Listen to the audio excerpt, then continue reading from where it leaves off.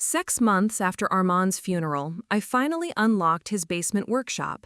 The lawyer said everything was mine now, including the room he'd kept locked for 3 years. I thought I'd find his woodworking projects, maybe some unfinished furniture. Instead, I discovered he'd been building something that would have destroyed our daughter's entire future. And every blueprint, every calculation, every hidden camera proved he'd planned it all along. Before we jump back in, tell us where you're tuning in from, and if this story touches you, make sure you're a subscriber, because tomorrow, I've saved something extra special for you. Tell us a duh. My name is Rosalind McGuire, and for 22 years, I thought I knew my husband. Armand was the kind of man who fixed everything that broke in our house, who remembered every anniversary, who coached our daughter Bethany's softball team until she graduated high school. He was steady, predictable, and completely devoted to our family, or so I believed. The morning I decided to enter his workshop marked exactly 6 months since the heart attack took him. 6 months of grief counseling, insurance paperwork, and learning to sleep alone in a bed that still smelled faintly of his cologne. 6 months of neighbors bringing casseroles and well-meaning friends suggesting I get back out there when I wasn't ready to imagine loving anyone else. Bethany was 21 now, a senior at State University, majoring in biochemistry with a perfect 4.0 GPA and dreams of medical school. She'd inherited Armand's logical mind and my stubborn determination, creating a young woman destined for greatness. Every sacrifice Armand and I had made over the years, working extra shifts, skipping vacations, driving old cars, had been worth it to see our brilliant daughter flourish. The house felt impossibly quiet since she'd returned to campus after winter break. During her visit, she gently suggested I start going through Armand's belongings, maybe donate his clothes to charity, perhaps convert his workshop into something I could actually use. "Dad wouldn't want his stuff gathering dust forever, Mom," she'd said with that practical wisdom that made me proud and heartbroken simultaneously. But Armand's basement workshop had always been his sacred space. For the last 3 years of his life, he'd spent every evening down there after dinner, emerging only when I called him to bed. When I'd ask about his projects, he'd smile that secretive smile and say he was working on something special for Bethany's future. I'd assumed he was building furniture for her first apartment, maybe a hope chest or bookshelf she could take with her after graduation. The workshop had a separate entrance through the basement's exterior door, and Armand had installed a deadbolt lock that required a key from both sides. For security, he'd explained when I questioned the excessive precaution. "I've got expensive tools down there, and you know how break-ins have increased in the neighborhood." It seemed reasonable at the time, just another example of Armand's protective nature.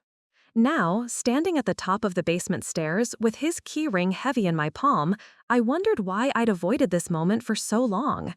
The rational answer was grief. Opening that door meant confronting the physical evidence of projects he'd never finish, dreams he'd never complete.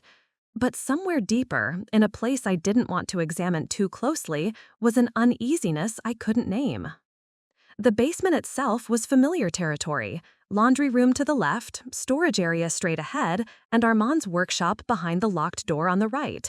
I'd been down here countless times over the years, but always with purpose, washing clothes, retrieving Christmas decorations, searching for camping gear.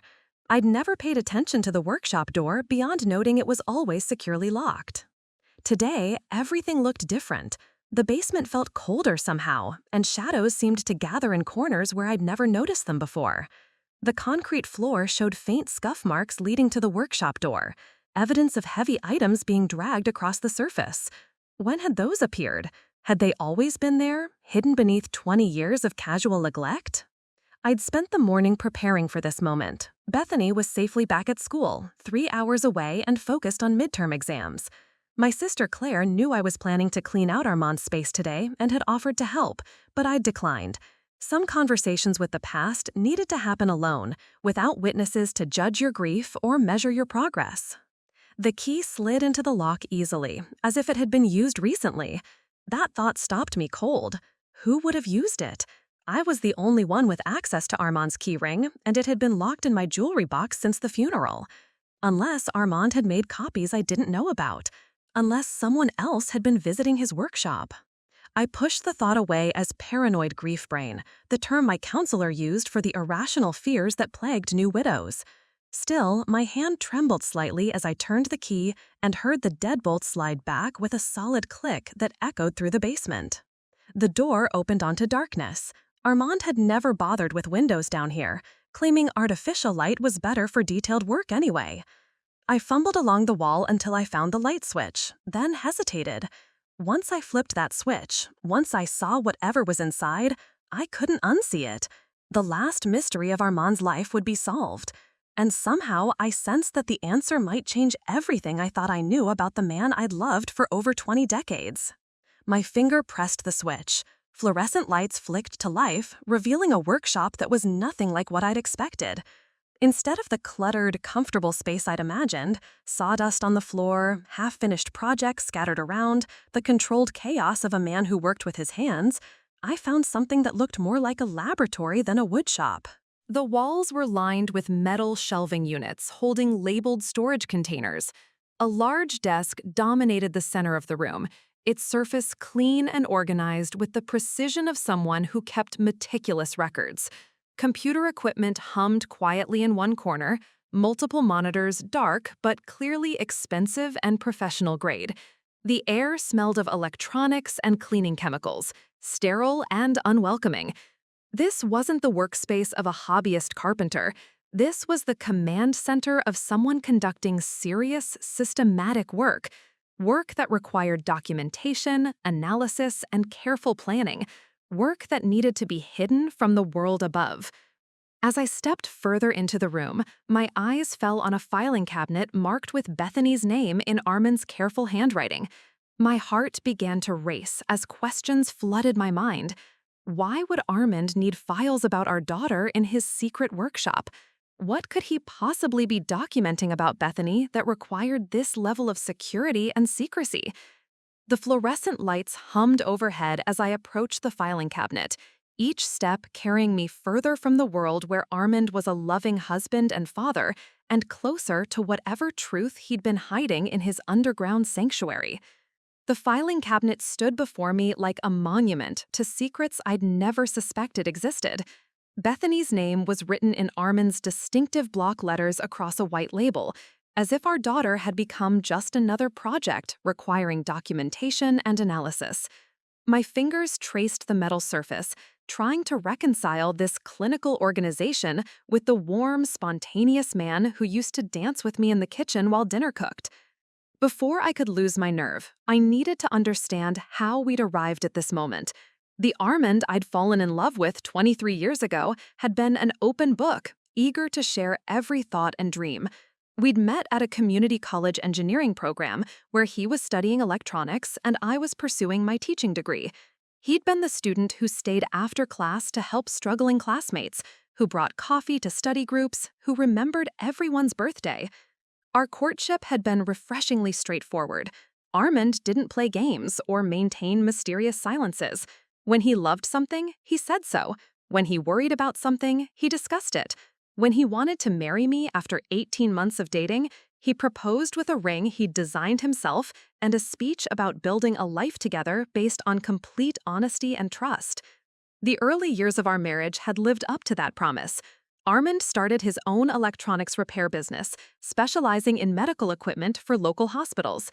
I taught 4th grade at Greenwood Elementary, and we saved every penny for the house we dreamed of buying. When Bethany arrived 3 years later, Armand transformed overnight into the most devoted father I'd ever witnessed. He'd wake up for night feedings without being asked, research the safest car seats and cribs with engineering precision, and document every milestone in detailed photo albums. As Bethany grew older, he became her homework helper, science fair partner, and biggest cheerleader. He never missed a school play, parent conference, or softball game, often arriving straight from work, still wearing his company uniform. Bethany had inherited the best qualities from both of us. Armand's analytical mind, combined with my determination, created a daughter who approached challenges methodically but never gave up when things got difficult. She'd been reading by age 4, building complex structures with blocks by 5, and asking questions about how everything worked by 6. Armand had encouraged every curiosity, turning our garage into a laboratory where they conducted safe experiments together.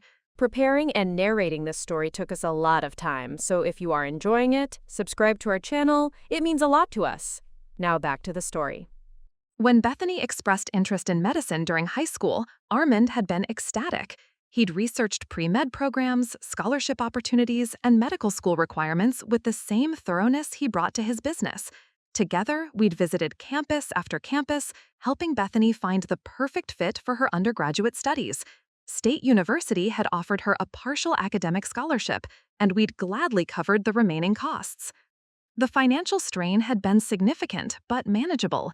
Armand's business was thriving, and my teacher salary provided steady income. We'd refinanced the house to help with tuition, and Armand had taken on additional evening repair work to build up Bethany's college fund. Every sacrifice felt worthwhile when we saw how she flourished in her studies. But thinking back now, I realized the change in Armand had begun around Bethany's sophomore year of college. He'd become more protective, more worried about her safety on campus. He'd started asking detailed questions about her friends, her professors, her activities. When I'd suggested he was being overprotective, he'd laughed it off, claiming he just wanted to stay connected to her life. That's when the workshop project had intensified. Armand had always tinkered with electronics in the basement, but suddenly he was spending every evening down there. When I'd ask about his work, his explanations became vague. Just organizing some old equipment, he'd say, or working on a surprise for Bethany's graduation. The secrecy had felt playful then, like he was planning something wonderful. Now, I wondered what I'd missed. Had there been signs of something darker beneath his devoted father routine? The locked door that required keys on both sides. The way he'd started password protecting his computer, claiming it was for business security. The occasional phone calls he took outside, walking to the end of our driveway while speaking in hushed tones. 6 months ago, Armand had seemed perfectly healthy. He'd passed his annual physical with flying colors, maintained his usual exercise routine, and shown no signs of the heart problems that would ultimately kill him. The heart attack had struck without warning while he was working late in his shop. I'd found him the next morning when he didn't come up for breakfast, lying peacefully on the workshop floor as if he'd simply decided to take a nap. The paramedics said it had been massive and instantaneous. No suffering, no time for fear, just a sudden end to a life that had seemed so perfectly planned. The funeral had been standing room only, filled with customers whose medical equipment Armand had repaired, neighbors he'd helped with technical problems, and Bethany's friends who remembered him as the cool dad who understood computers and always had the latest gadgets. During those first weeks of grief, I'd found comfort in the universal praise for Armand's character. Everyone had stories about his kindness, his reliability, his devotion to family. The portrait that emerged was of a man who'd lived exactly as he'd appeared, honest, caring, and completely committed to the people he loved. But now, standing in this sterile workshop that bore no resemblance to the cluttered, comfortable space I'd imagined, I wondered if everyone had been fooled, including me. The filing cabinet with Bethany's name seemed to mock 22 years of trust, suggesting that the man I'd mourned might have been hiding something that would shatter my understanding of our entire life together. My hand reached for the cabinet's handle, knowing that whatever I found inside would either confirm my fears or prove them groundless. Either way, the woman who opened that drawer would be different from the one who'd walked down these stairs believing in the fairy tale of perfect love and complete honesty. The metal handle was cold beneath my palm as I pulled the drawer open, revealing the first layer of Armand's hidden truth. The filing cabinet drawer slid open with a whisper, revealing manila folders arranged in chronological order with dates spanning the last 3 years. Each folder bore a simple label: September 2021, October 2021, November 2021, continuing month by month up to February 2024, just weeks before Armand's death. The precision of the organization sent a chill through me that had nothing to do with the basement's temperature. I pulled out the earliest folder with trembling hands. Inside were photographs, but not the casual family snapshots I might have expected. These were surveillance-style images, taken with a telephoto lens, capturing Bethany at various locations around her college campus. Bethany walking to class, unaware she was being watched. Bethany studying in the library, her face focused and serious. Bethany laughing with friends outside the student union, looking exactly like the carefree college student she was supposed to be. The timestamps on the photos showed they'd been taken during Bethany's sophomore year, around the time I'd noticed Armand becoming more protective and secretive. But these weren't the proud parent photos a father might take during a campus visit. These were covert surveillance images, captured from hidden positions without Bethany's knowledge or consent. My hands shook as I flipped through dozens of similar photos. Bethany entering her dormitory, Bethany at the campus coffee shop, Bethany walking across the quad with classmates whose faces had been circled in red ink. Notes were scrawled in Armand's handwriting beside each circled face. Nick Randall, pre-med student, 3.8 GPA, from wealthy family. Brenda White, chemistry major, scholarship student, works part-time at campus bookstore. The clinical detachment of his observations made my stomach lurch. These weren't a father's loving notes about his daughter's friends. They read like intelligence reports, as if Armand had been conducting background investigations on every person in Bethany's social circle. But why? What could possibly motivate a father to spy on his own daughter with this level of systematic surveillance? I grabbed another folder, this one from Bethany's junior year. The photos had become more invasive, closer shots that must have required Armand to physically follow her around campus. Images of Bethany through dormitory windows, taken from outside with powerful zoom lenses. Photos of her in the campus cafeteria, captured from across the room while she ate with friends. The violation felt overwhelming, as if I was witnessing a stranger's obsession rather than a father's concern. But it was the written documentation that truly frightened me. Armand had been keeping detailed logs of Bethany's daily activities, noting her class schedule, study habits, and social interactions with the thoroughness of a professional investigator. 8:15 a.m. Leaves dormitory for organic chemistry lab. 10:30 a.m. Meets study group in library basement. 12:45 p.m. Lunch with Nick Randall, third time this week, potential romantic interest. The thought that Armand had been stalking our daughter for months, possibly years, without either of us knowing made me physically ill. How had he managed these surveillance missions? His business required him to travel to various medical facilities, which would have provided cover for trips to Bethany's campus, 3 hours away. Had he been lying about work obligations to justify these covert operations? Worse, the documentation showed an escalating pattern of intrusion. Early photos were taken from public areas, where anyone might have a camera. Later images required trespassing on private property, possibly breaking into buildings, definitely violating university policies and state privacy laws. The man I'd been married to for 22 years had been committing felonies to spy on our own daughter. I forced myself to continue reading, hoping to find some explanation that would make this behavior understandable, even forgivable. Perhaps Bethany had been in danger somehow, and Armand was trying to protect her. Perhaps there had been threats against her that I didn't know about. Perhaps his surveillance was motivated by love rather than something darker. But the notes suggested otherwise. Armand's observations focused obsessively on Bethany's academic performance and social relationships, particularly her interactions with male students. He documented every conversation she had with professors, every study session with classmates, every casual friendship that might develop into something more serious. The attention to detail was exhaustive and deeply disturbing. One entry from last spring made my blood run cold. Bethany's chemistry professor, Dr. Morrison, has been providing extra tutoring sessions, meeting twice weekly in his office after hours. Need to investigate Morrison's background and intentions. Cannot allow inappropriate relationships to jeopardize Bethany's academic standing or reputation. I remembered Bethany mentioning Dr. Morrison during one of our weekly phone calls. She'd been struggling with advanced organic chemistry and was grateful for the additional help. I'd been proud of her for seeking academic support when she needed it, and relieved that she had a professor willing to provide extra guidance. Never would I have imagined that Armand was treating this perfectly normal student-teacher relationship as something sinister requiring investigation. Another folder contained printed copies of Bethany's university records, documents that should have been private and protected by federal privacy laws. Somehow, Armand had obtained her grades, course schedules, disciplinary records, and even medical information from the campus health center. The level of access suggested either sophisticated hacking or inside cooperation from university staff. How had the man I'd trusted completely been leading this double life? During the time these surveillance operations were occurring, Armand had seemed completely normal at home.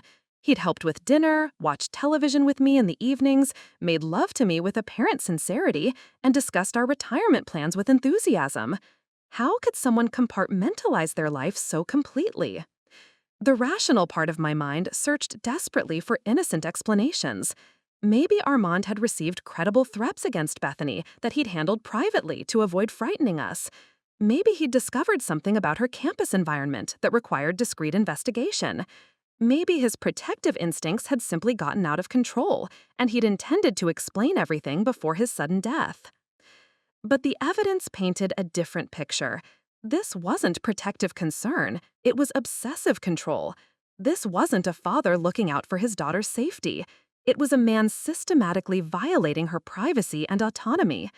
The Armand who'd created these files was someone I didn't recognize, someone capable of deception on a scale that made me question everything I thought I knew about our marriage. Standing alone in his secret workshop, surrounded by evidence of his hidden activities, I faced a terrible choice. I could close these files, lock this door, and preserve my memories of the loving husband and father Armand had appeared to be. Or I could continue reading and discover whatever darker truth he'd been hiding in the depths of his basement sanctuary. The weight of 3 more years of documented surveillance sat heavy in the filing cabinet, waiting to reveal the full scope of Armand's deception. I stood frozen in the sterile fluorescent light, holding evidence of my husband's systematic violation of our daughter's privacy, and felt the foundations of my world crumbling beneath my feet. The manila folders seemed to pulse with malevolent energy, each one containing months of documented deception that transformed Armand from loving father into obsessive stalker. But I knew with crystalline clarity that I couldn't stop now. Whatever darkness lay hidden in the remaining files, I had to uncover it all. The decision felt like stepping off a cliff. For 6 months, I'd been rebuilding my life around carefully preserved memories of our perfect marriage and Armand's unwavering devotion to family. Friends had consoled me with stories about what a wonderful husband and father he'd been. Bethany had comforted herself by talking about inheriting Dad's best qualities. Our entire support system was built on the foundation of Armand's character, and I was about to take a sledgehammer to that foundation. But Bethany deserved the truth, even if it destroyed every comforting illusion we'd constructed about her father. If Armand had been conducting surveillance operations against our daughter for years, what else had he been planning? What other violations had he committed that we didn't know about? The woman who walked back upstairs without reading every file would be complicit in whatever harm might still be lurking in his carefully documented schemes. I pulled out my phone and checked the time. 2:30 p.m. on a Thursday afternoon. Bethany would be in her biochemistry lab right now, safely occupied for the next 3 hours. That gave me enough time to work through the remaining files systematically before she called for our usual evening check-in. She could never know I'd discovered this information while she was alone on campus, vulnerable, and 3 hours away from any help I could provide. My sister Claire had texted twice asking how the workshop cleaning was going, but I couldn't respond yet. How could I explain that I'd discovered my husband was a criminal who'd been stalking our daughter? How could I tell anyone that the man we'd all loved and trusted had been living a double life that violated every principle we thought he stood for? The burden of this knowledge had to remain mine until I understood its full scope. The next folder I opened contained financial records that made my stomach clench with new dread.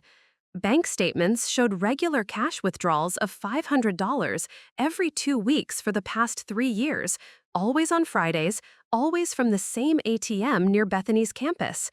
The timing coincided perfectly with the surveillance photos, suggesting these withdrawals funded Armand's spying operations. Gas money for unexpected trips, payment for equipment, possibly bribes for university employees who'd provided access to Bethany's private records. More disturbing were receipts for sophisticated surveillance equipment, high-powered telephoto lenses, digital recording devices, GPS tracking units, and something called covert communication intercept technology that cost $2,800 and required special licensing to purchase legally. The realization that Armand had been intercepting Bethany's phone calls and text messages felt like a physical blow to my chest. I thought about all the times Bethany had called home upset about some minor drama with friends or professors. How many of those conversations had Armand already known about before she shared them with us? How many times had he offered comfort and advice while secretly knowing every detail of situations he'd learned about through illegal surveillance? The manipulation was breathtaking in its scope and cruelty. But the financial records revealed something even worse. Armand had opened a separate checking account I'd never known about, funded by money systematically diverted from our joint savings. Over 3 years, he'd stolen nearly $47,000 from our family's finances to fund his obsession with monitoring Bethany. Money we'd saved for her medical school education, for home improvements, for our retirement, had been secretly redirected to support his criminal activity. The betrayal cut deeper than infidelity. At least an affair would have been understandable on human terms, driven by passion or loneliness or midlife crisis. This was something else entirely, calculated, methodical, and sustained over years. Armand had systematically robbed his own family to finance the violation of his daughter's privacy and autonomy. He'd looked me in the eye every morning for 3 years while planning and executing operations against our child. I forced myself to continue reading, knowing that incomplete knowledge would be more dangerous than painful truth. Another folder contained detailed psychological profiles of Bethany's friends and professors, complete with speculation about their intentions and trustworthiness. Armand had assigned threat levels to people in our daughter's life based on criteria that seemed increasingly paranoid and controlling. Nick Randall, the pre-med student Bethany had mentioned dating briefly last year, was classified as high risk with a notation that read, "Wealthy background suggests entitlement issues. Academic competition may lead to sabotage of Bethany's grades. Romantic involvement would distract from studies and compromise future medical school applications. Recommend intervention if relationship continues." The clinical language couldn't disguise the possessive jealousy underlying Armand's assessment. He hadn't been protecting Bethany from genuine threats. He'd been trying to control every aspect of her social and academic life from a distance. The loving father who'd encouraged her independence was simultaneously working to undermine any relationship or opportunity that might take her attention away from his vision of her future. Dr. Morrison, the chemistry professor who'd provided extra tutoring, was labeled suspicious, with notes about his age, marital status, and office hours. Armand had apparently conducted background checks on faculty members, searching for any hint of impropriety that might justify removing them from Bethany's academic life. The paranoia was systematic and comprehensive. But it was the final notation in Dr. Morrison's file that made my hands shake with rage. If standard intervention fails, anonymous complaint to university administration may be necessary. Sexual harassment allegations require minimal evidence to destroy career. Armand had been prepared to destroy an innocent man's reputation to remove him from Bethany's life. The professor who'd helped our daughter succeed in organic chemistry had been marked for potential ruin by a father's protective instincts had twisted into something monstrous. How many other lives had Armand been willing to sacrifice to maintain control over Bethany's world? I sank into Armand's desk chair, overwhelmed by the scope of his deception and the implications for our daughter's future. Every relationship she'd built, every achievement she'd earned, every moment of college independence she'd enjoyed had been shadowed by her father's secret surveillance and manipulation. The question now was whether his schemes had ended with his death, or whether he'd put plans in motion that would continue to threaten Bethany's life even from beyond the grave. I needed to understand the full scope of Armand's surveillance network before I could determine what threats might still be active. The computer equipment humming in the corner had been calling to me since I'd first entered the workshop, and I could no longer avoid confronting whatever digital secrets Armand had stored there. If his paper files were this disturbing, what horrors might be hidden in his electronic archives? The main computer was a high-end model I didn't recognize, far more sophisticated than the laptop Armand used for his legitimate business. Multiple monitors suggested he'd been conducting complex, multi-layered operations that required simultaneous data streams. I pressed the power button and waited as the system booted up, my heart racing with anticipation and dread. A password prompt appeared, but I had a sinking feeling I already knew what Armand would have chosen. I typed Bethany 2003, her birth year, and the system unlocked immediately. The casual way he'd incorporated our daughter's identity into his surveillance operations felt like another violation, as if he'd corrupted even her name to serve his obsessive purposes. The desktop was organized with the same clinical precision as his paper files. Folders labeled by year and month contained thousands of digital photographs, far more than the printed copies I'd found in the filing cabinet. Video files suggested he'd been recording Bethany's activities, not just photographing them. The storage capacity required for this level of documentation must have cost thousands of dollars, money stolen from our family's savings to archive our daughter's private life. I clicked on a recent video file, and Bethany's face filled the screen in high definition. She was sitting in what appeared to be a campus coffee shop, laughing with friends over some shared joke. The audio quality was crystal clear, meaning Armand had somehow planted listening devices to capture her conversations. The invasion of privacy was so complete it took my breath away. But it was the timestamp that made me gasp. The video was dated 3 weeks ago, long after Armand's death. Either he'd programmed his surveillance system to continue operating automatically, or someone else had access to his equipment. The possibility that his spy network was still active, still monitoring Bethany even now, sent panic coursing through my veins. I frantically clicked through more recent files, finding photos and videos from the past 6 months that should have been impossible if Armand was truly dead. Images of Bethany in her dorm room, captured through her window from an outside position. Audio recordings of her phone calls home, including conversations with me where she'd expressed concern about her father's death and her mother's emotional state. Someone had been watching and listening to everything, documenting our grief and vulnerability. The email application revealed another layer of horror. Armand had been in contact with someone identified only as MG through encrypted messages that discussed the subject's academic progress and maintaining surveillance continuity. The most recent exchange had occurred 2 weeks ago, with MG requesting an updated assessment of the subject's current emotional state and any changes to her routine following the primary operator's termination. The clinical language made my skin crawl. They were discussing Bethany like a laboratory specimen, not a human being. Armand's death was referred to as termination of the primary operator, suggesting he'd been part of a larger organization that continued functioning without him. Someone had taken over his surveillance duties, someone who knew about his secret workshop and had access to his equipment. I scrolled through more email exchanges, finding references to the client's investment and protecting the asset until extraction. The business-like terminology suggested this wasn't just about Armand's personal obsession with controlling Bethany. Someone was paying for this surveillance, someone who viewed our daughter as an asset to be monitored and eventually acquired for unknown purposes. A folder labeled Financial Projections contained spreadsheets calculating Bethany's potential lifetime earnings as a medical doctor.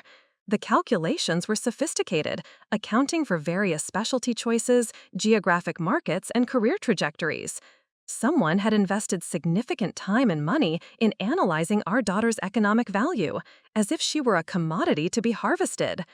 The most chilling document was titled Extraction Protocol, outlining a plan to gradually isolate Bethany from her support systems and make her financially dependent on an unnamed benefactor. The plan involved sabotaging her medical school applications through strategic academic interventions, creating false financial emergencies that would force her to accept outside assistance, and ultimately positioning the mysterious client as her only viable option for achieving her career goals. Reading the cold, calculated steps for destroying my daughter's independence and agency, I realized Armand hadn't been acting as an overprotective father. He'd been working as an agent for someone who planned to purchase Bethany's future, someone who viewed brilliant young women as investments to be managed and controlled. My husband had been selling our daughter's freedom to the highest bidder, and his death hadn't ended the threat. The workshop door suddenly seemed inadequate protection against whatever network Armand had been part of. If they could continue surveillance operations for 6 months after his death, they had resources and capabilities far beyond what one obsessive father could manage alone. Bethany was in immediate danger, and I was the only person who knew the truth. My hands trembled as I opened a file labeled Client Communications, Confidential, knowing that whatever I found would likely shatter any remaining hope that this nightmare could be explained away. The contents revealed a correspondence history spanning 3 years, documenting the systematic sale of my daughter's future to someone identified only by the initials TM. The earliest email, dated September 2021, read like a business proposal. Subject demonstrates exceptional academic potential, with projected lifetime earning capacity exceeding $3.2 million in specialized medical practice. Recommend immediate surveillance implementation to document behavioral patterns and identify optimal acquisition strategies. Initial investment of $50,000 will secure exclusive access and monitoring rights. Armand's response had been swift and professional. Surveillance network established. Subject currently unaware of monitoring. Will provide weekly reports on academic performance, social relationships, and psychological profile development. Long-term isolation protocols can be implemented per your specifications. I felt physically sick reading the exchange. My husband hadn't been protecting Bethany from threats. He'd been marketing her to someone who viewed brilliant young women as purchasable commodities. The man I'd loved and trusted for 22 years had been a predator, selling access to our daughter's private life to finance some stranger's obsession. The email chain revealed a progression of increasingly invasive monitoring. TM had requested detailed psychological assessments, academic performance predictions, and what they termed compliance indicators, metrics designed to measure how easily Bethany could be manipulated or controlled. Armand had provided all of this information with clinical detachment, describing our daughter's personality traits, fears, and ambitions as if she were a stock portfolio requiring analysis. One exchange from last spring made my blood run cold. Subject's relationship with pre-med student Nick Randall poses potential complications to acquisition timeline. Recommend immediate intervention to terminate romantic attachment. Anonymous harassment campaign or academic sabotage could effectively eliminate threat without raising subject's suspicions. Armand's response had been equally calculating. Intervention implemented successfully. Randall received anonymous complaint to academic board regarding alleged cheating on organic chemistry exam. Investigation resulted in academic probation and social isolation. Subject terminated relationship due to stress and reputational concerns. Romance threat neutralized. I remembered Bethany's phone call from last spring, crying as she explained that Nick had been falsely accused of cheating and how the investigation had destroyed his academic standing. She'd been heartbroken over their breakup, confused by the timing, and guilty about ending things when he needed support most. I'd comforted her through the pain, never knowing that her own father had orchestrated the entire situation. The realization that Armand had destroyed an innocent young man's academic career to manipulate Bethany's love life was devastating enough. But the casual way he'd reported this destruction to his client, like updating a progress report, revealed a level of callousness that made me question everything I thought I knew about human nature. More recent emails detailed plans for Phase 2 implementation, scheduled to begin during Bethany's senior year.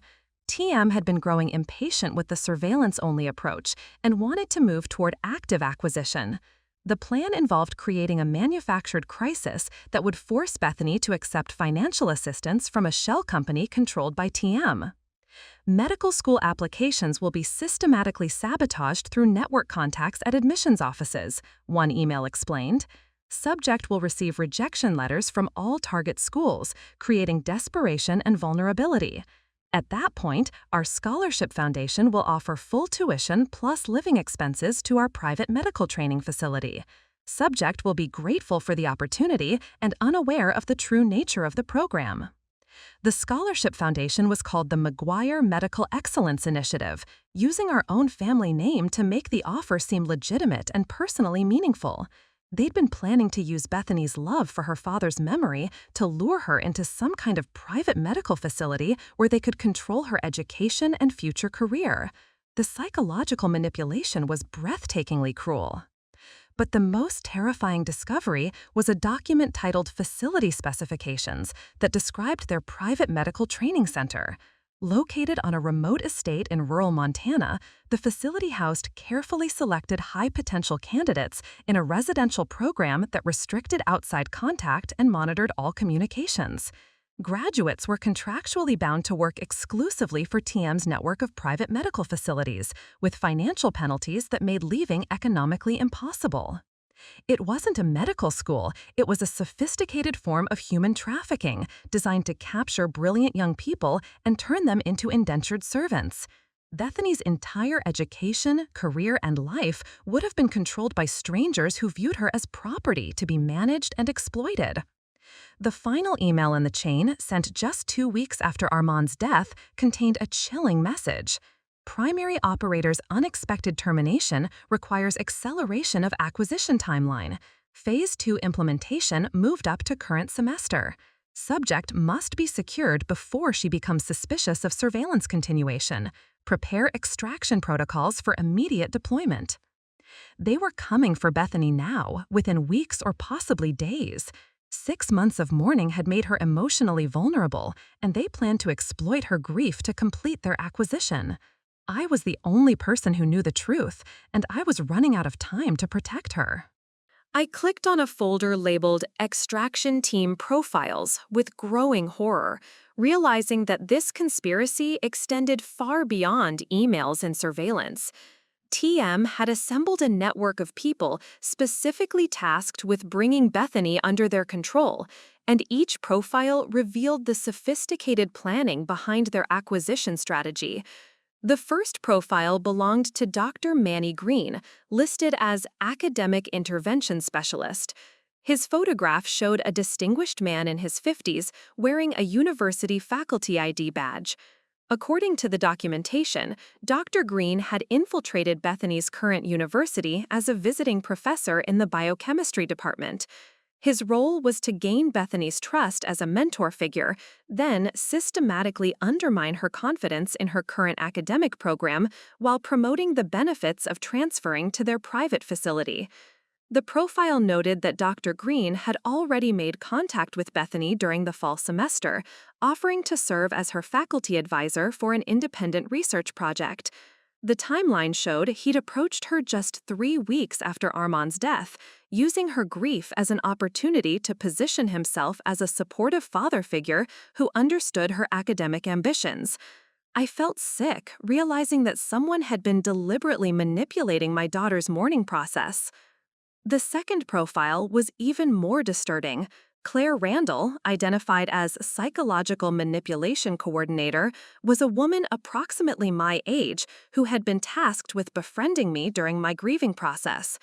Her photograph showed someone I recognized immediately, the neighbor who had moved in across the street just 2 months after Armand's funeral, the woman who had been bringing me casseroles and offering emotional support through my darkest moments. The woman I'd trusted with my tears, my fears, and my struggles to rebuild my life had been an agent working for the people who wanted to steal my daughter. Every conversation we'd had about Bethany's future, every moment of comfort she'd provided, every piece of advice she'd offered had been calculated to make me more vulnerable to their eventual proposal. She'd been gathering intelligence about our family's emotional state and financial situation, preparing for the moment when they would offer their poisoned assistance. The profile detailed Claire's background in psychological manipulation and her previous success in preparing family units for asset acquisition. She had helped orchestrate the capture of 12 other young people over the past 5 years, each time by befriending grieving parents and positioning herself as a trusted confidant who could guide them toward accepting TM's offers of help. A video file showed Claire in what appeared to be a training session, explaining her methods for gaining emotional access to target families. The key is timing, she explained to an off-camera audience. Approach during acute grief when rational defenses are lowered. Offer practical assistance first, food, errands, a listening ear. Gradually increase emotional intimacy while gathering intelligence about family dynamics, financial pressures, and the target's specific vulnerabilities. She went on to describe how she would eventually introduce the idea of the scholarship program, making it seem like a natural solution to problems she had helped identify and sometimes create. By the time we make the formal offer, the family views us as trusted friends who have their best interests at heart. They're grateful for the opportunity and never suspect the true nature of the program. The third profile belonged to Toby White, designated as Technical Surveillance Coordinator. He was the person who had taken over Armand's monitoring duties after his death, maintaining the network of cameras, listening devices, and communication intercepts that continued tracking Bethany's daily activities. His background included military intelligence training and expertise in covert surveillance operations. According to his file, Toby had been remotely accessing Armand's workshop equipment for months, downloading video and audio files while making periodic visits to maintain the hardware. He'd been in my basement, in my home, multiple times since Armand's death, and I'd never known. The violation felt overwhelming, not just of Bethany's privacy, but of our entire family's sanctuary. But the most shocking revelation was contained in a document titled Operation Timeline Final Phase. The extraction was scheduled for next week, during Bethany's spring break when she would be driving home alone for a visit. They planned to stage a car breakdown on a remote stretch of highway, then offer assistance that would lead to her disappearance. The plan was elegant in its simplicity. Toby would use electromagnetic interference to disable Bethany's car and cell phone simultaneously, stranding her in an area with no witnesses or security cameras. Claire would arrive shortly afterward, posing as a good Samaritan who happened to be driving by. She would offer to take Bethany to the nearest town for help, but would instead deliver her to a private airfield, where Dr. Green would be waiting with falsified emergency medical documents claiming Bethany had suffered a psychological breakdown requiring immediate psychiatric intervention. By the time anyone realized she was missing, Bethany would be on a private plane to the Montana facility, legally committed under fake mental health documentation that would be nearly impossible to challenge. I would receive a call from Claire explaining that Bethany had suffered a nervous breakdown during her drive and was receiving treatment at a private facility that specialized in academic stress disorders. The psychological manipulation would continue even after her capture. They would convince Bethany that her breakdown was real, that her memories of a normal life were symptoms of her mental illness, and that accepting their medical training program was the only way to rebuild her shattered future. Within months, she would be grateful to her captors and completely dependent on their version of reality. Spring break was 5 days away. I had less than a week to save my daughter from a sophisticated kidnapping operation that had been 3 years in the planning, and the people behind it had been monitoring my every move since Armand's death. As I delved deeper into the computer files, a horrifying pattern emerged that transformed this from a single kidnapping plot into something far more sinister. A spreadsheet labeled Acquisition Targets 2021 to 2024 contained detailed profiles of 47 young women, all brilliant students from various universities across the country. Bethany was entry number 38, suggesting this organization had been operating for years with systematic precision. Each entry contained the same categories of information: academic achievements, family financial status, psychological vulnerability assessments, and something called extraction feasibility scores. The women ranged in age from 19 to 25, all pursuing demanding academic programs in medicine, engineering, or advanced sciences. All came from middle-class families with limited resources to fund expensive graduate education. All had been targeted during periods of personal vulnerability, family deaths, financial crises, or academic setbacks. The scope was breathtaking. TM's organization wasn't just targeting individual students, they were running a nationwide operation to identify and capture the most promising young women in competitive academic fields. The Montana facility was apparently just one of several locations where these kidnapped students were held and indoctrinated into what the documents called specialized service programs. A folder labeled Success Metrics contained progress reports on previous acquisitions.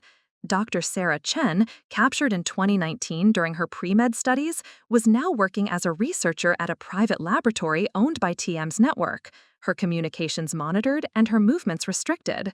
Jennifer Walsh, taken in 2020, had been assigned to a private medical practice serving wealthy clients who paid premium prices for her services while she received minimal compensation. The psychological profiles revealed how they broke down their victims' resistance. Isolation from family and friends was achieved through fabricated evidence of betrayal or abandonment. The young women were shown falsified communications suggesting their families had given up on them or been paid to surrender custody. Gradually, their captors became their only source of emotional support and practical assistance. But the most chilling document was titled Breeding Program Expansion. TM's long-term goal wasn't just to exploit these women's professional skills. They intended to control their reproductive choices as well.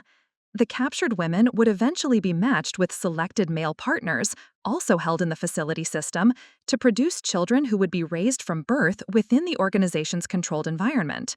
The children would receive superior education and training while being completely isolated from the outside world. By the time they reached adulthood, they would know no reality beyond the facility system and would seamlessly transition into roles as either operatives or assets depending on their capabilities. TM was building a multi-generational network of controlled individuals who would serve their interests without question or possibility of escape. Financial records revealed the staggering profits generated by this human trafficking operation. The captured women's professional services were sold to private clients at premium rates, while the women themselves received subsistence-level support. Medical services, research capabilities, and specialized consulting were provided exclusively to wealthy individuals and organizations willing to pay extraordinary fees for guaranteed discretion and absolute control over their service providers. The organization had grossed over $23 million in the past 3 years, with projections showing exponential growth as more facilities came online and the breeding program began producing second-generation assets. TM wasn't just running a kidnapping operation, they were building a shadow economy based on enslaved intellectual labor. A communications log showed coordination between multiple extraction teams operating simultaneously across different regions. While Bethany was being targeted in our state, similar operations were underway in California, Texas, and Florida. The organization had the resources and coordination capabilities of a major corporation, complete with HR departments, legal teams, and strategic planning divisions. The legal framework they'd constructed was particularly sophisticated. Shell companies provided legitimate-appearing employment opportunities for their captured assets. Falsified mental health documentation made it nearly impossible for victims to be believed if they ever attempted to seek help. Financial instruments ensured that families would face devastating economic consequences if they tried to investigate their daughters' disappearances too aggressively. Most disturbing was a document outlining their family management protocols. After each successful acquisition, they maintained contact with the victim's family for years, providing regular updates about their daughter's progress in the program and her gratitude for the opportunities she'd been given. Families received professionally crafted letters, photos, and even occasional phone calls from their daughters, all carefully scripted to maintain the illusion that the women were thriving in their new situations. The families never knew their daughters were prisoners. They believed their children had found extraordinary opportunities and were succeeding beyond their wildest dreams. Some parents even became advocates for the program, recommending it to other families with academically gifted daughters. TM had turned their victims' own families into unwitting recruitment tools, Looking at the organizational chart, I realized this conspiracy extended far beyond what any single person could combat. TM controlled judges, police officers, university administrators, and medical professionals across multiple states. They had infiltrated legitimate institutions and corrupted officials who were supposed to protect young people from exactly this kind of exploitation. But buried in the financial records, I found one crucial weakness. The organization's communications were centralized through a secure server system that could be compromised if someone gained physical access to their primary data center. All their blackmail material, financial records, and victim locations were stored in a single facility that they believed was impenetrable. The enormity of what I'd discovered threatened to paralyze me with despair, but I forced myself to think strategically rather than emotionally. TM's organization had spent 3 years planning Bethany's capture, but they had one crucial weakness. They didn't know I'd uncovered their conspiracy. Their surveillance network was focused on Bethany, not on me, and they believed Armand's widow was just another grieving mother being manipulated by their psychological warfare specialist. I had perhaps 48 hours before they realized their security had been compromised. Bethany was scheduled to drive home for spring break in 5 days, giving me a narrow window to dismantle their operation before they could execute the extraction. But I couldn't do this alone, and I couldn't trust local law enforcement given the organization's documented infiltration of police departments. The key was the data center location I'd found buried in their technical specifications. The facility was housed in a converted warehouse outside Denver, disguised as a legitimate cloud storage company called Mountain Data Solutions. According to the architectural plans, the building contained servers holding every piece of evidence needed to expose the entire network and locate all their victims. But accessing that facility would require help from someone with both technical expertise and the authority to act on what we discovered. I thought immediately of my brother-in-law Nick White, who worked as a cybersecurity specialist for the FBI's Organized Crime Task Force. Nick had always been paranoid about digital surveillance and would understand the technical aspects of what TM had built. However, contacting Nick directly posed risks. If TM had infiltrated law enforcement agencies, my communications might be monitored. I needed a way to reach him that wouldn't trigger their surveillance systems while providing enough evidence to convince him this wasn't the delusion of a grieving widow. I began methodically copying files to multiple encrypted drives, focusing on documents that would be most convincing to law enforcement. The financial records showing millions in human trafficking profits, the victim database with 47 names and current locations, the organizational chart revealing corruption in multiple government agencies. Each drive would serve as insurance, hidden in different locations in case TM discovered my investigation. The technical surveillance logs provided crucial intelligence about their monitoring capabilities. Toby White had been accessing my home internet connection for months, tracking my online activities and email communications. But his system had limitations. He could only monitor electronic communications, not face-to-face conversations or physical documents. As long as I avoided phones, computers, and email, I could operate beneath their awareness. I also discovered that Claire Randall, my fake neighbor, had been systematically documenting my daily routines and emotional state. Her reports described me as psychologically compliant and unlikely to pose operational risks due to depression and social isolation. They viewed me as a broken woman who could be easily managed, which meant they wouldn't expect sophisticated countermeasures, but I needed to maintain that appearance while secretly preparing my response. Any sudden change in behavior might alert them that their cover was blown. I would have to continue accepting Claire's false friendship while knowing she was an enemy agent. I would have to pretend grief had made me helpless while actually orchestrating their destruction. The timeline for my counter-operation had to account for multiple variables. Bethany needed to be protected without alarming her about the danger, since panicked behavior might trigger early extraction. Nick needed to be contacted and convinced without exposing him to TM's surveillance network. The data center assault had to be coordinated with law enforcement agencies that hadn't been compromised. I found detailed floor plans of the Mountain Data Solutions facility that revealed both its strengths and vulnerabilities. The building had sophisticated electronic security, but the physical structure dated to the 1970s, with design flaws that could be exploited. More importantly, the facility operated with minimal staffing during weekend hours, when a small team could potentially gain access without confronting a large security force. The server room layouts showed exactly where TM stored their most sensitive data. Destroying those servers would cripple their entire operation, but copying the data first would provide evidence needed to prosecute the organization and rescue their victims. The technical specifications suggested this could be accomplished in approximately 90 minutes if everything went according to plan. But the most crucial element was timing. The extraction team would begin positioning assets for Bethany's capture within 72 hours. If I waited too long to act, they might detect my investigation and either accelerate the timeline or abandon this operation while preserving their network. If I moved too quickly, I might not have sufficient evidence to ensure successful prosecutions. I decided on a two-phase approach. Phase 1 would involve secretly contacting Nick and providing enough evidence to convince him this was real. Phase 2 would be a coordinated assault on the data center, timed to occur just hours before the planned extraction, giving them no time to adapt or escape. The risk was enormous. If I miscalculated any element of this plan, Bethany would disappear forever and 46 other young women would remain enslaved. But if I succeeded, we could destroy an organization that had been trafficking brilliant young people for years while positioning themselves as benevolent benefactors. Looking at Armand's workshop one final time, I realized this sterile room had been designed as the nerve center for selling our daughter into slavery. Now it would become the command center for her liberation and the destruction of everyone who had participated in this conspiracy.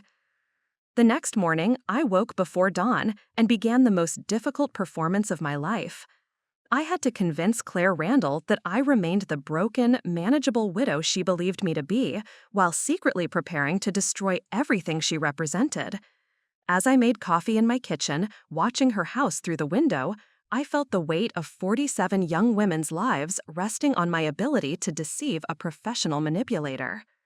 Claire appeared at my door at 8:30 a.m., right on schedule with her daily welfare check disguised as neighborly concern. She carried a plate of homemade muffins and wore the same expression of gentle sympathy she'd perfected over months of psychological manipulation. "Good morning, Rosalind. I thought you might enjoy these blueberry muffins. You've seemed a bit distant lately, and I wanted to make sure you're taking care of yourself." Every word felt like poison, knowing she was gathering intelligence about my emotional state to report back to her handlers. I forced myself to smile and accept the muffins, playing the role of the grateful neighbor who desperately needed human connection. "Thank you, Claire. You're so thoughtful. I don't know what I'd have done without you these past months." The irony was devastating. Claire had indeed become central to my survival, but not in the way she intended. Her presence in my life had been the key to uncovering the conspiracy against Bethany. Without her careful manipulation, I might not have questioned the narrative of Armand's devoted fatherhood. "How are you feeling about Bethany's visit next week?" Claire asked, her tone carefully casual. This was intelligence gathering, determining whether I suspected anything about the planned extraction. It must be wonderful to have her coming home for spring break. I let a shadow of worry cross my face, the kind of concern any mother might feel about her daughter driving alone. "I'm excited to see her, of course, but I worry about that long drive. You know how college students can be, staying up too late, not paying attention to road conditions. Armand always worried about her driving, especially on those mountain highways." Claire's eyes sharpened with interest. This was exactly the kind of maternal anxiety they could exploit to make their intervention seem like a rescue rather than a kidnapping. "Have you talked to her about being careful? Maybe she could break up the drive, stay overnight somewhere?" I suggested that, but you know Bethany. She's so independent, just wants to get home as quickly as possible. I let my voice carry the pride and frustration every parent felt when their children refuse sensible advice. I just have to trust that Armand taught her to be cautious. The conversation continued for 20 minutes, with Claire expertly probing for information about Bethany's travel plans, my own emotional stability, and any unusual activities that might suggest I was becoming suspicious. I fed her carefully crafted responses designed to reinforce their assessment of me as a compliant target while avoiding anything that might trigger additional surveillance. After she left, I allowed myself 5 minutes to sit in my bathroom and shake with rage. The casual way she'd manipulated my maternal concerns, the practiced sympathy in her voice as she gathered intelligence to facilitate my daughter's kidnapping. It took every ounce of self-control not to confront her immediately. but emotional satisfaction would doom Bethany and 46 other young women. I had to remain focused on the larger objective, even if it meant enduring Claire's psychological abuse for a few more days. The afternoon was devoted to operational planning. I needed to contact Nick without using any electronic communication that TM could monitor. His office was 2 hours away, but I couldn't risk an unscheduled visit that might appear suspicious. Instead, I would use a method Armand himself had taught me years ago when he'd been concerned about corporate espionage in his business. I drove to the public library in a neighboring town, using cash for gas and avoiding any credit card transactions that could be tracked. At the library, I accessed a public computer and created a temporary email account using false information. I then sent Nick a message that would seem innocuous to anyone monitoring it, but would trigger his professional paranoia. "Hey Nick, I was cleaning out Armand's workshop and found some old electronics equipment I think might interest you. There are some technical manuals and computer files that look suspicious, maybe related to illegal surveillance systems. Could you take a look when you have time? I'd rather not discuss this over the phone. Rose." The message was carefully crafted to pique his cybersecurity instincts while providing plausible cover for my request. Nick knew I'd been avoiding Armand's workshop for months, so my sudden decision to clean it out would seem natural. The mention of illegal surveillance would trigger his professional interest without being specific enough to alert any monitoring systems. I deleted the email account, cleared the computer's browser history, and drove home using a circuitous route that would make following me difficult. Every precaution felt both necessary and insufficient given TM's demonstrated capabilities. That evening, I sat in Armand's workshop, surrounded by evidence of his betrayal, and began the most difficult task of all, writing letters to Bethany that she would only read if my plan failed. Letters explaining everything I'd discovered, providing instructions for escaping TM's network, and apologizing for the father she'd loved who had never existed. The possibility that I might not survive the next few days felt less important than ensuring Bethany would understand the truth if something happened to me. She deserved to know that her mother had fought for her freedom, even if that fight cost everything. Nick arrived at my house 36 hours later, using the same cautious approach I'd hoped for. Instead of calling or texting, he simply appeared at my door during the evening hours when neighbors would be less likely to notice unusual visitors. His cybersecurity training had taught him to recognize when normal communication channels might be compromised, and my carefully worded message had triggered every professional instinct he possessed. "Rose," he said quietly, "I need you to understand that if what you hinted at in that email is real, we could both be in serious danger just by having this conversation. Are you certain you want to proceed?" I led him down to Armand's workshop without saying a word, knowing that the evidence would speak more convincingly than any explanation I could provide. When I turned on the lights and showed him the surveillance equipment, the computer system, and the filing cabinets full of documentation, Nick's expression shifted from skeptical concern to professional alarm. "Jesus Christ," he whispered, immediately pulling out his phone to activate a signal blocking app. "Rose, this isn't just illegal surveillance. This is the infrastructure for a major criminal operation. How long has this been going on?" I handed him one of the encrypted drives I'd prepared, containing the most compelling evidence of TM's human trafficking network. 3 years that I can document, but probably longer. Nick, they're coming for Bethany in 4 days. This whole thing is bigger than anything you've ever dealt with. As Nick reviewed the files, I watched his face cycle through disbelief, horror, and finally grim determination. His FBI training helped him process the scope of the conspiracy faster than most people could have managed, but even he needed several minutes to fully grasp what TM had constructed. "The organizational chart alone represents dozens of federal crimes," he said. "Racketeering, human trafficking, conspiracy, public corruption. We're looking at life sentences for everyone involved. But Rose, if this is accurate, they have people inside law enforcement agencies. I can't take this through normal channels without risking exposure." That was exactly what I'd hoped he would understand. What options do we have? I can't let them take Bethany, but I also can't let 46 other women remain enslaved because we moved too cautiously. Nick studied the technical specifications for the Mountain Data Solutions facility, his cybersecurity background allowing him to understand both the challenges and opportunities it presented. "This is actually doable," he said after several minutes of analysis. "Their security is sophisticated but not perfect. If we can assemble the right team and hit them during the weekend staffing window, we could copy their entire database and destroy their operational capabilities simultaneously." "What kind of team?" I asked, though I suspected I knew the answer would complicate everything. "We need people we can trust absolutely, people with no possible connection to TM's network. I know 3 other agents who've been investigating human trafficking cases independently. They've suspected that something like this existed, but could never find concrete evidence. This could be the breakthrough we've been looking for." Nick explained that his colleagues had been tracking suspicious disappearances of academically gifted young women for over 2 years. They'd identified patterns suggesting organized activity, but had been unable to penetrate the conspiracy or locate victims. The evidence I'd discovered would finally give them targets and operational intelligence. "The problem is timing," Nick continued.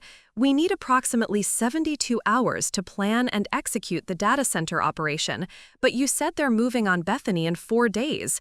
That gives us almost no margin for error." I showed him the extraction timeline I'd found, detailing exactly when and how they planned to capture Bethany during her drive home. "We need to hit the data center on Saturday morning, then intercept their extraction team on Sunday afternoon. If we can copy their database first, we'll have everything needed to locate their other victims and prosecute the entire network." Nick's expression grew grim as he studied the extraction plan. "This is military-level operational planning. These people aren't amateur kidnappers. They're professionals with serious resources and training. If we make any mistakes, people are going to die." "People are already dying," I replied, thinking of the 47 young women whose lives had been stolen. "The only question is whether we're going to save them or let this continue." We spent the next 3 hours developing a detailed operational plan. Nick would contact his trusted colleagues and brief them on the situation while maintaining communication security. They would pose as a routine cybersecurity audit team to gain access to the Mountain Data Solutions facility. Meanwhile, I would monitor Claire's activities and maintain my cover as the compliant widow. The most dangerous element was that we couldn't warn Bethany without potentially triggering early extraction. TM's surveillance network would detect any unusual communication between us, and panicked behavior on her part might alert them that their operation was compromised. She would have to remain ignorant of the danger until the moment we intercepted their extraction team. "There's something else you need to understand," Nick said as we finalized our plans. "If this goes wrong, TM won't just disappear. They'll come after everyone who threatened their operation. You, me, my colleagues, possibly even extended family members. Are you prepared for that level of risk?" I looked around Armand's workshop one final time, thinking about the 3 years of betrayal it represented and the 47 lives hanging in the balance. They've already taken everything that mattered to me except Bethany. I'm not giving them her, too.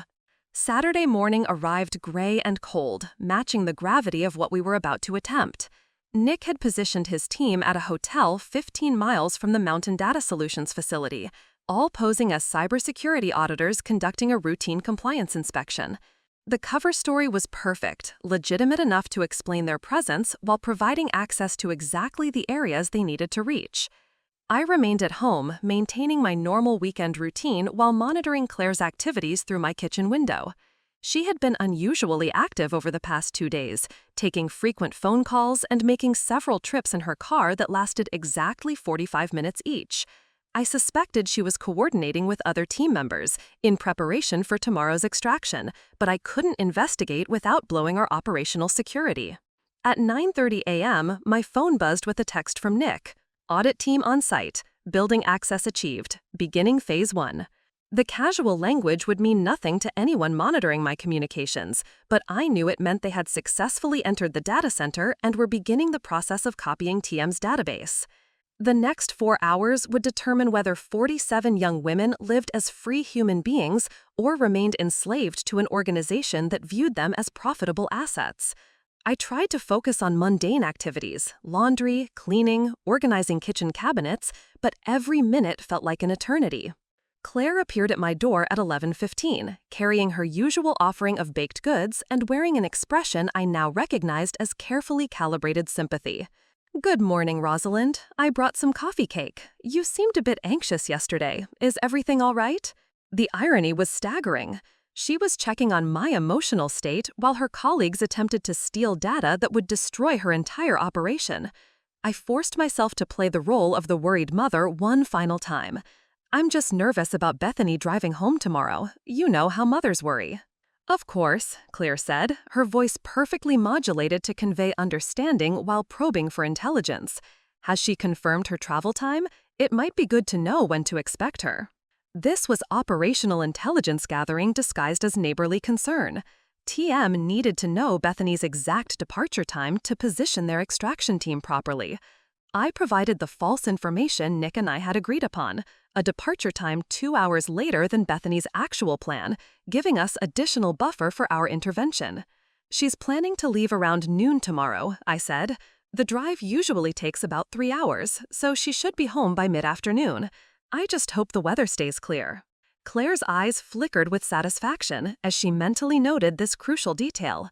Tomorrow at noon, TM's extraction team would be positioning themselves for a target who had actually left hours earlier.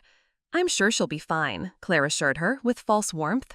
"Young people are more capable than we give them credit for." After she left, I received another coded message from Nick. "Audit proceeding smoothly. Found several compliance issues requiring extended review." Translation: they had successfully accessed TM's database and were copying terabytes of evidence, but the process was taking longer than anticipated. The waiting became excruciating as afternoon turned to evening. Every phone notification made my heart race, expecting either confirmation of success or news that our operation had been discovered. I forced myself to eat dinner, knowing I would need energy for tomorrow's confrontation, but everything tasted like cardboard. At 7:45 p.m., my phone finally delivered the message I'd been praying for. "Audit completed successfully. All compliance issues documented. Departing site now." Nick's team had successfully copied TM's entire database and were safely away from the facility. Phase 1 was complete. But even as relief flooded through me, I knew the most dangerous part lay ahead. TM would discover the breach eventually, probably within hours. Their response would be swift and deadly, making tomorrow's extraction of Bethany even more critical. We had gained the evidence needed to destroy their network, but only if we could survive long enough to use it. That evening, I made final preparations for what might be my last night in the house where I'd raised Bethany and believed I'd lived a happy marriage. I placed the letters I'd written for her in strategic locations where she would find them if something happened to me. I secured copies of the most crucial evidence in safe deposit boxes that Nick could access if I didn't survive. Most importantly, I called Bethany for what I told myself was a routine check-in, but might actually be goodbye. Her voice was bright with excitement about spring break and plans to spend time with friends she hadn't seen since winter break. She had no idea that 48 hours from now she would either be free or disappeared forever. "I love you, Mom," she said before hanging up, the words echoing in my empty house like a benediction. I spent that night in Armand's workshop, surrounded by evidence of his betrayal, but also by proof of my own determination to protect our daughter. Tomorrow would bring either justice or catastrophe, but at least Bethany would know that someone had fought for her freedom. The extraction was scheduled for 2:30 p.m. In 18 hours, everything would be decided. Sunday afternoon brought the moment I'd been preparing for since discovering Armand's betrayal. Nick and his team had positioned themselves along the highway route where TM planned to intercept Bethany, while I maintained surveillance on Claire's house through my kitchen window. At 10:15 a.m., Bethany had texted confirming her actual departure time, 2 hours earlier than the false information I'd fed to Claire, giving us crucial tactical advantage. At 1:45 p.m., Claire emerged from her house carrying a large purse and wearing the kind of practical clothing someone might choose for a roadside rescue operation. She climbed into her car with purposeful movements, clearly heading to her assigned position in TM's extraction plan. I waited exactly 5 minutes before following at a safe distance, knowing this would be my only chance to confront the woman who had spent months manipulating my grief. The highway route to Bethany's university wound through mountainous terrain with limited cell coverage, exactly the kind of isolated area where a staged car breakdown would leave a young woman vulnerable and desperate for help. Nick had identified the most likely interception point based on the technical specifications I'd found in Armand's files: a stretch of road with no nearby businesses, minimal traffic, and strategic positioning for electronic interference. I reached the surveillance position Nick had designated just as Claire's car appeared in the distance, confirming that everything was proceeding according to TM's timeline. From my concealed location, I could see Toby White's van parked behind a cluster of pine trees, its electronic equipment ready to disable Bethany's car and communications simultaneously. Dr. Manny Green waited in a second vehicle, prepared to provide medical justification for taking Bethany into custody. But they were waiting for a target who had passed this point hours earlier, now safely arriving at my house where additional FBI agents are protecting her. The extraction team was about to discover that their carefully planned operation had become a trap. Nick's voice crackled through the radio he'd given me. Target vehicles identified and positioned. Extraction team is in final staging. All units prepare for intervention on my signal. I watched Claire park her car in the exact position specified by the operational plan, then walk casually to a spot where she could observe approaching traffic. Her demeanor was completely calm, showing none of the anxiety someone might feel before kidnapping. This was routine work for her, just another young life to be stolen for profit. At 2:30 p.m., exactly when Bethany was supposed to arrive at the interception point, Toby activated his electronic interference system. The burst of electromagnetic energy was designed to disable any vehicle's electrical systems within a quarter-mile radius, but instead of affecting a targeted victim, it only confirmed the location of TM's technical assets for Nick's team. Signal detected. All units move in, Nick commanded over the radio. FBI vehicles appeared simultaneously from multiple directions, surrounding the extraction team before they could react or escape. Claire's expression of mild confusion at the absence of her target transformed into shock, then calculation, then desperate attempts to destroy evidence as federal agents approached her. I emerged from my concealment and walked directly toward Claire, no longer needing to maintain the pretense of being a manipulable victim. Her face went white with recognition as she realized how completely their operation had been compromised. "Hello, Claire," I said calmly. "Or should I call you Agent Randall? I've been looking forward to this conversation for quite some time." "Rosalind, I don't know what you think is happening here, but," she began, still trying to activate her psychological manipulation protocols.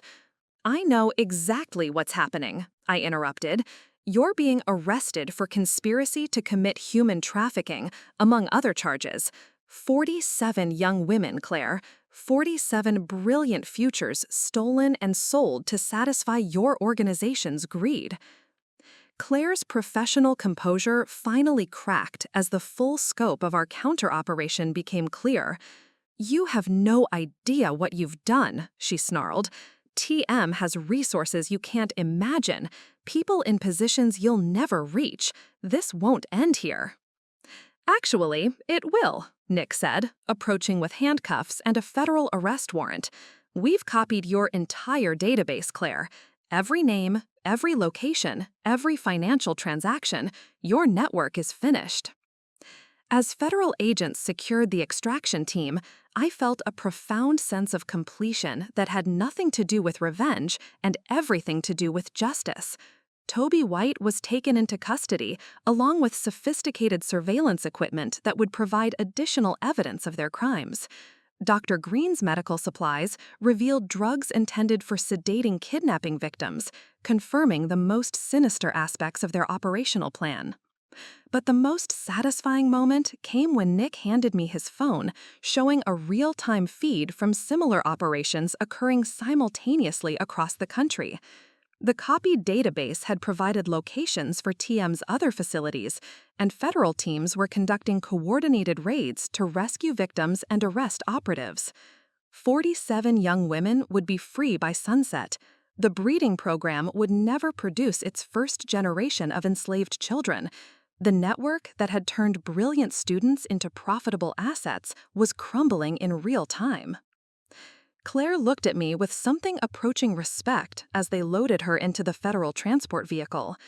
"I underestimated you completely," she admitted.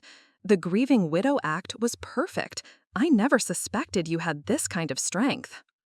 "Neither did I replied honestly. "But that's what happens when someone threatens your child. You discover exactly what you're capable of." The drive home from the highway arrest site felt surreal, like returning to Earth after visiting an alien world where human trafficking masqueraded as educational opportunity. My phone buzzed constantly with updates from Nick's team as the coordinated raids unfolded across the country. Each message brought news of another facility raided, more victims rescued, additional conspirators arrested. By 6 p.m., federal agents had located and liberated 39 of the 47 women on TM's database. 8 remained missing, either moved to undocumented locations or held in facilities not yet identified from the copied intelligence. But the primary infrastructure of the organization was destroyed, their leadership captured, and their financial assets frozen pending prosecution. Bethany was waiting on my front porch when I arrived, flanked by 2 FBI agents who had been protecting her since learning about the extraction plot. She ran to me with tears streaming down her face, having been briefed on the danger she'd narrowly escaped and the years of surveillance she'd unknowingly endured. "Mom, they told me everything," she sobbed against my shoulder.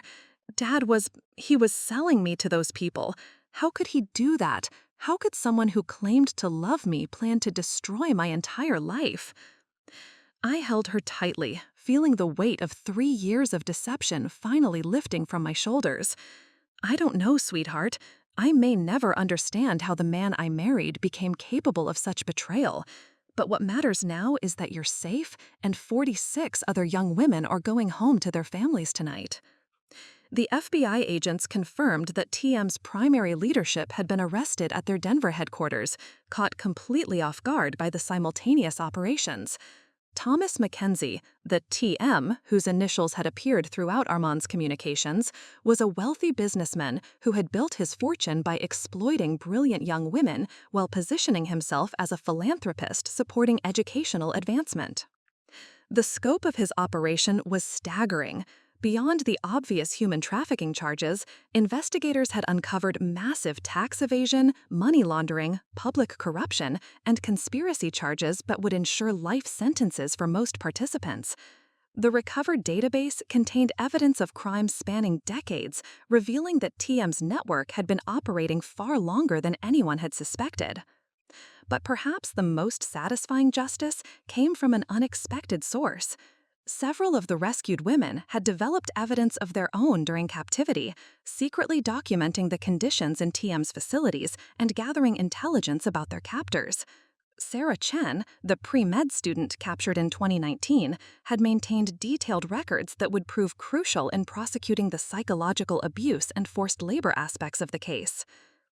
The women's testimonies revealed the full horror of TM's program. Physical freedom was restricted through remote locations and constant surveillance. Emotional freedom was destroyed through manufactured evidence of family abandonment and systematic gaslighting. Financial freedom was eliminated through contracts that created unpayable debt obligations. The victims became completely dependent on their captors for basic survival needs. Yet somehow, many had maintained their essential humanity and desire for justice throughout years of captivity. Their courage in documenting their abuse while living under constant threat would ensure that TM's organization faced accountability for every aspect of their crimes. The financial investigation revealed assets totaling over $87 million, all of which would be seized and used to compensate victims for their stolen years and provide resources for psychological rehabilitation. The money couldn't restore lost time or erase trauma, but it would ensure that the women could rebuild their lives without economic pressure forcing them into vulnerable situations. Dr. Morrison, the chemistry professor Armand had targeted for destruction, was cleared of all manufactured accusations and would likely receive a significant settlement for the damage to his reputation. Nick Randall, Bethany's former boyfriend whose academic career had been sabotaged, was contacted by federal investigators and informed that his academic probation had been based on falsified evidence. "Will they be able to restore his record?" Bethany asked when she learned about Nick's situation. The guilt she felt over unknowingly benefiting from his destruction was written across her face. "The university is conducting a full review of any cases that might have been influenced by TM's network," I assured her. "Nick will have his academic standing restored and probably receive compensation for the harm done to his career prospects." As evening fell, Bethany and I sat in our living room sharing Chinese takeout and processing the magnitude of what had been revealed and resolved. The house felt different now, no longer a place where secrets lurked in basement workshops, but a home where truth had finally prevailed over deception. "What happens to Dad's workshop?" Bethany asked quietly. I considered the question carefully. The room that had housed evidence of Armand's betrayal would need to be transformed into something positive, something that honored the women who had been rescued rather than the man who had facilitated their captivity. "I'm thinking about converting it into a scholarship foundation office," I said, "something to help young women pursue their educational dreams without falling prey to people who would exploit their ambitions." Bethany smiled through her tears. "Dad tried to sell my future, but maybe we can use what happened to protect other people's futures instead." "Now that," I said, "sounds like justice." 6 months later, I stood in the transformed basement space that had once been Armand's workshop, now serving as the headquarters for the Bethany McGuire Foundation for Academic Freedom. The sterile surveillance equipment had been replaced with comfortable seating areas where young women could meet with counselors. The filing cabinets that once held documentation of exploitation now contained scholarship applications and success stories. The foundation had grown beyond anything I'd initially imagined. Using the seized assets from TM's organization, we'd established a comprehensive support system for academically gifted young women from vulnerable backgrounds. But more importantly, we'd created an early warning network to identify and stop similar trafficking operations before they could claim new victims. Bethany had become the foundation's most passionate advocate, using her experience to help other young women recognize the warning signs of predatory recruitment. Her testimony during TM's trial had been devastating in its clarity and impact, helping ensure that Thomas Mackenzie received a life sentence without possibility of parole. The organization's other leaders had received similarly harsh sentences, with only a few lower-level operatives avoiding decades in federal prison.